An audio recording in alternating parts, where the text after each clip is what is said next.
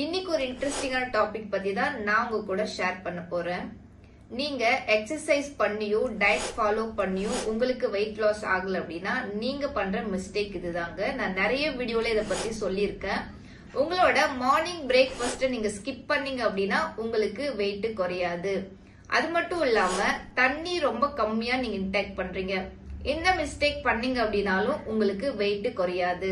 Result வேணும் அப்படின்னா நம்ம டெய்லிக்குமே ஒரு ஸ்மால் ஹேபிட்டை சேஞ்ச் பண்ணணும். இப்படி பண்ணும்பொழுதுதான் நம்மளுக்கு ஒரு கரெக்டான ரிசல்ட் கிடைக்கும்.